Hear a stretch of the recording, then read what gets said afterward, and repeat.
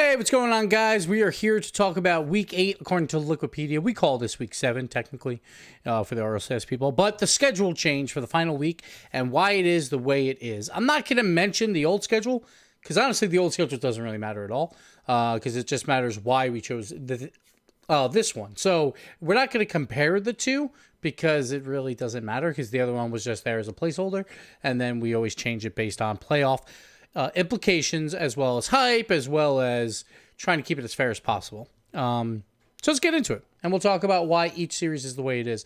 I'll try and go through some percentages throughout it on Nalan's site here, but their matches are not in order, so it gets a little bit more complicated, but we'll try our best, and we'll talk through both NA and Europe right now. So let's start. Basically, I had two orders that I gave over to Psionics for this one. I gave this one an alternate order where Space Station and G2 played first. Personally, I like this order a little bit more, and we'll get into that now. So first off, we got Energy and Ghost. The reason why Energy is playing so early is because they need to play early so they still have a chance for top 2. Because otherwise, they're playing for a lot less. If we look over here, Energy, they are guaranteed top 4, but they only have a 25% chance for top 2. So basically what that means is if they played later, based on some results, it would be much harder for them to get top 2, or they just would have no shot. So they need certain things to go their way. So we don't want this game to be meaningless because it means a lot for Ghost. That way we put this first. Now, there is some problems because obviously Ghost, Pittsburgh Knights, and Cloud9 are all playing for a playoff spot. No matter what, like, people will say, oh, there's a chance for like a match fix between Cloud9 and Pittsburgh Knights. If Ghost loses badly, then both Cloud9 and Pittsburgh Knights could make it through. Like if they match fixed or whatever, which obviously you don't want that to happen. But the same could be said the other way, is if Cloud9 and Pittsburgh Knights played first, then Ghost Gaming could match fix with Energy, and then it would be the same exact thing. So we don't want that either way, but it is the way it is. You can't have them play at the same time. So that's why we have Energy and Ghost first, mostly because it's not as exciting as PK and Cloud9. Plus, I think having PK and Cloud9 play later means a little bit more. So, like, instead of the Energy Ghost, and it's still a good matchup. It's still top 6, and I do like to put the first match at least be somewhat exciting, so then we have something more to talk about, or people get excited to come into the stream. Now, the other thing is there's a few factors here of what we can and cannot do. Basically, teams cannot play twice in a row, and that's basically it. Everything else is on the line. So in terms of this, Space Station and G2, they both play 2 games. So it kind of makes it hard because you basically have to have a Space Station or G2 game early. Then you have to have them playing each other, or have them play first, obviously, yada, yada. But basically, between 5 of these matches, there has to be at least a Space Station and a G2 in every single one. So that's where it gets a little bit more difficult of, like, how do you sort out this order? I think some people wanted PK and Cloud9 later. The only spot it could have switched with is Rogue and Flight, and that really comes down to which one's more hype or more important, yada, yada. The reason why Cloud9 is here is because technically they still have a shot at top 4. So that's why they are the third match. If we come back over here, they have a very, very small chance, a 2% chance. But the 2% chance relies on G2 playing. So if G2 played before Cloud9, Cloud9 might not have any chance at top 4. And then you have that implication where Cloud9 might be more prone to not care as much. Like, they still want to win, obviously, to make playoffs. But if Ghosts lose, Cloud9 might clinch. So then we need Cloud9 to play for something, so Pittsburgh Knights doesn't get to play a team that doesn't really care as much. So the way to do that is to keep Cloud9 interested is by having G2 play later, because then Cloud9, they still have a shot at top 4. Ghost, they also have a shot at top 4. They're not too worried about that as well. They're more worried about just making playoffs here when they play Energy. But that is why Pittsburgh Knights and Cloud9 is the third match. And I guess I can zoom this in a little bit for you guys so you can see it a little bit better, instead of the 5th match with Rogue and Flight. And I'll show you why that is. So G2 Space Station, say G2 wins that, or even gets like 2 wins, I think, honestly. It might rule out Cloud9 from making top 4. Yes. So right there, it rules out Cloud9 from making top 4. If it's 3-1, Cloud9, they still have a shot. Same with Ghost Gaming. So that is why we have the Cloud9 and Pittsburgh Knights matchup before G2 plays at all, so it makes it a little bit more important for Cloud9. Because I know some people were maybe not complaining, but thinking that the Pittsburgh Knights Cloud9 should be the last game, but then it could mean a lot less. Because again, if we look at this, say Energy beats Ghost 3-0 or 3-1 even, then Cloud9, they have clinched a playoff spot at this point. Like even a 3-2, I think technically Cloud9 clinches. No, I'm sorry. So it has to be a 3-1. So say that happens, and G2 picks up 2 wins on Space Station. Cloud9 is literally playing for nothing at that point. So that is why we want them to play for something. So that's why we have them there. Sure, they can still clinch a playoff spot, and they're not playing for as much, but they still want to beat Pittsburgh Knights in a clean fashion, so they have a shot at top 4. And honestly, it's not a terrible shot with G2 having played 2 really good teams. So that's why that match is there. And I think that's the big question mark. Space Station United is not a very important game. This one is tough because I feel like Space Station, they need 1 win to clinch top 2. And you have 2 options, right? You could have them play G2 to try and clinch top 2, but it doesn't mean all that much because they're just playing E United later, right? So why not just have them clinch top 2? Then when they play G2, and obviously, like, if they lose, that changes everything. It turns it more into just a top 2 matchup between Space Station and G2, which could be a lot of fun. But it's probably the least important match out of all of them, or the least hype. So that's why we have a match 2. It could have been match 1. Really doesn't matter. I just kind of like to talk about the first match in the pre-show a little bit more and get people in the seats with Energy Ghost. It's kind of just a filler game here. So, Space Station, E United. So, if we go back here, Space Station's playing for top 2. All they have to do is win a series, and they get it. Then they're playing for number 1 seed. So, let me go over here. Throw in a 3-1 here. Space Station now is top 2, but they're playing for the number 1 seed. Now, a lot of people think the number 1 seed really doesn't matter that much, and I extremely disagree. Like, obviously, top 2 is more important, and I have, like, something stuck in my mouth. I'm sorry. Let me swallow this or something. Hold on. It's had some chicken and, like, the skin or something. I don't know. Whatever. Anyway. So, a top 2 is more important, obviously, to get a bye to the semifinals. But the number 1 seed, they get to play either the worse off 3 or 4 seed, based on when they lose, or a 5th or 6th seed that made a run. 5th or 6th seed that made a run maybe is a little bit harder, maybe because of the momentum. But the 2 seed has to play the better of the 3 and 4 seed. So that is a much harder matchup for the semifinals, where it's not 2 losses and you're out, it's 1 loss. So you want the easiest opponent. Number 1 seed is still very important. So Space Station then later will play G2 for that number 1 seed. If they even get 2 wins at this point with a 3-1, they still don't clinch, actually. And they would need a sweep on E United. Then they would only need 2 game wins here. So most likely, G2 Space Station, like G2, they're playing for a top 2, while Space Station is playing for a number 1 at this point. And say this is a 3-1, so it makes it a little bit more whatever. Space Station, say they win, they get a number 1 seed, which is awesome. If G2 wins, they still don't clinch a top 2 spot. They later play Sonics, and this is why this game is the very last game, because it's a 50-50 shot. Even if this is a sweep, I think it doesn't change too much. So it changes a bit, but a sweep will knock Space Station out for the first place seed based on this, obviously. But G2 Sonics, it's a 50-50 shot, which means very, very likely they are playing for a top 2 spot. Now, if Energy wins here, then things get a little bit hairy at some point based on game differentials, like right here. I think G2 might lose some. I can't remember exactly how this works. Oh, I think Energy actually can't really do anything if G2 beats Space Station. So they would be ruled out.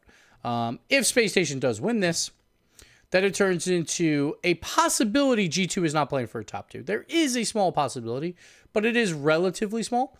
It really all depends on how these games go. So we'll see how it goes. Like, if G2 loses, sure, it might not be for a top 2 spot for them, but it'll still be a top 2 spot for the Sonics. So it really just depends on how all these games go. So Energy, they will be playing for their lives here. Then the last match has a good probability of being for a top 2 spot, but it's not necessarily going to happen, which is fine. There's a lot of games that are kind of like that. But that's why we put that one last. We're hoping it's for top 2. And if it's not, then it's the Sonics playing for top 2 spot. And G2 is not playing for as much, But I still think going into regionals, you want to end on a good streak, right? Like you want to be that 3 seed who just beat Sonics, yada yada. Because then they play again next week. Very likely would be G2 versus Sonics. So G2, sure, it might not mean a top 2 spot like at that point, but if they do beat this team of the Sonics, they get to play them again next week, which is not too bad, honestly. I think you'd rather play that than Energy, who they already lost to. So we'll see how all that goes. The other match, Rogue versus Flight, is 5th. It's a very important game. This one could have been last, but then we would have to move all these games up one. So it's basically just, it has to fill a spot. Rogue versus Flight is a very important game, but it's also 2 bad teams playing, right? So how do you weigh that? I could have put this one earlier, but I get it. It's very important. It's for relegation. It should be pretty hype. Rogue is a big fan base anyway, so I think it's pretty cool that it is in that 5th spot.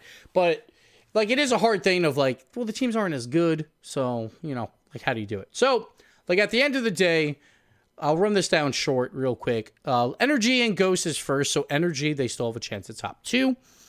Pittsburgh Knights and Cloud9 is then 3rd. Space Station and EU is just there because it's a filler match. Space Station going for a top 2 spot there. Pittsburgh Knights and Cloud9 is here. So Cloud9, they are still fighting for a top 4 spot while they're playing Pittsburgh Knights. And also they might just be playing for a playoff spot as well at this point. It depends what Ghost does. So this game could get even more hype. Then you got Space Station and G2. The battle for Space Station probably to be the number 1 seed. Then you got Rogue and Flight. G2 is also at this point either trying to stay alive for top 2 or playing for a number 1 seed as well, too. But they would have to win both. Then you get Rogue and Flight, the battle for relegation, the battle for 10th place. Very important, just winning in. That's all it is to go to promotion versus loser goes to relegation. And then G2 Sonics, possible top 2 matchup. And if not, the Sonics are playing for top 2. Plus, G2 is trying to beat Sonics to play them again next week.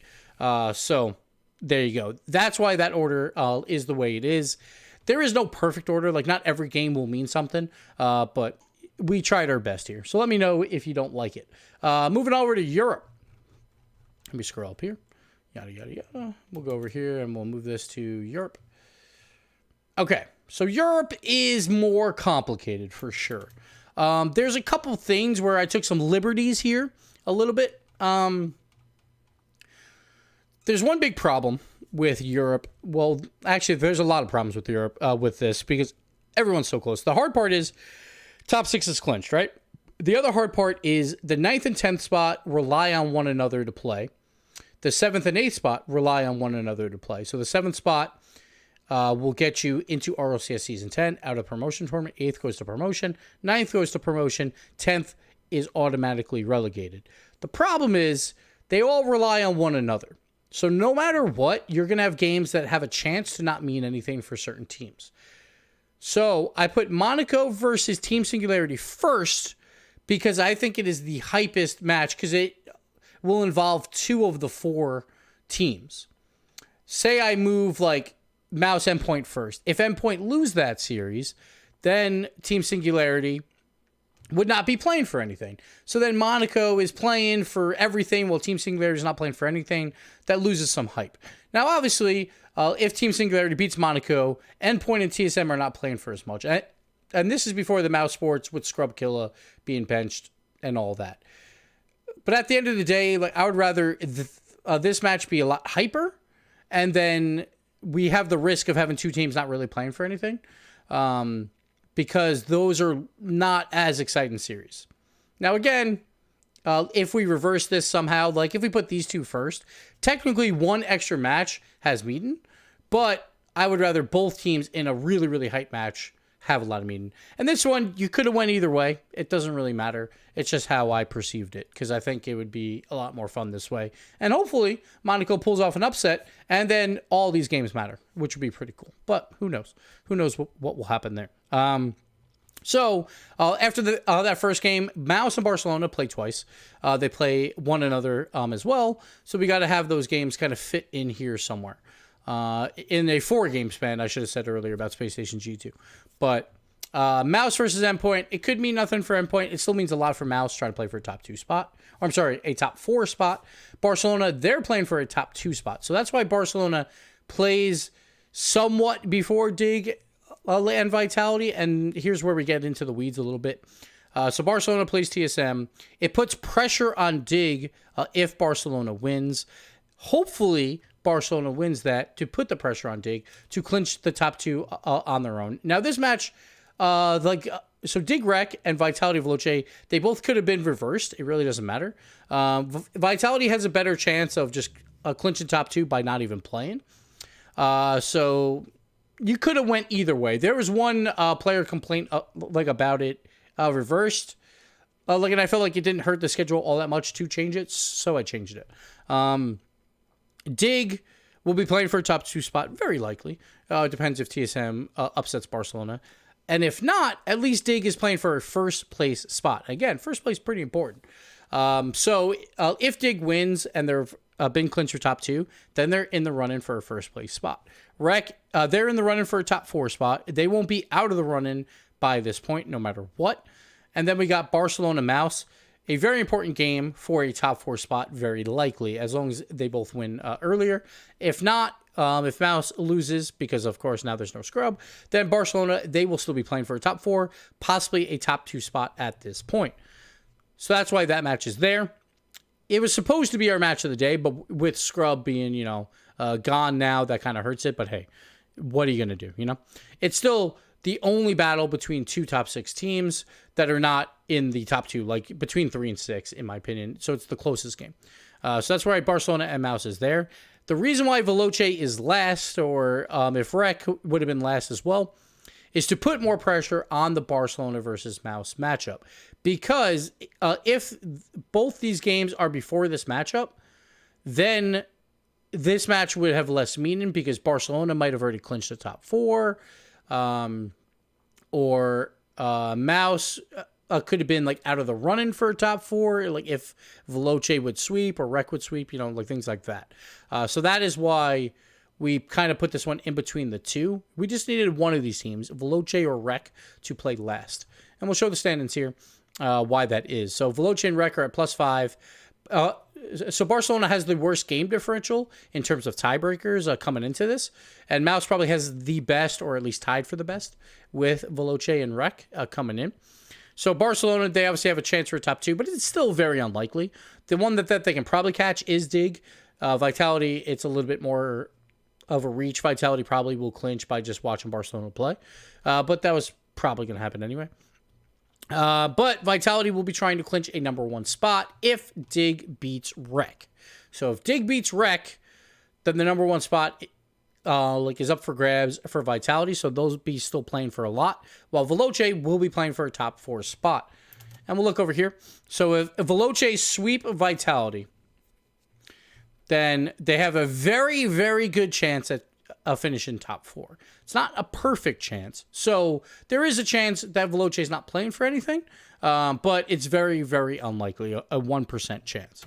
And then Mouse Sports and Barcelona, say both these games happen, right? Dig and Rec at this point, and say they both get sweeped, or 3-1s, we'll say, because that's what Europe likes to do. If Barca just beats a TSM in any score, they are top 4. Mouse would have to then beat Barcelona. But again, in this case, Barcelona is not playing for anything. They're not playing for a top 4 spot. So they would need... So then Mouse kind of gets the advantage of just playing Barca.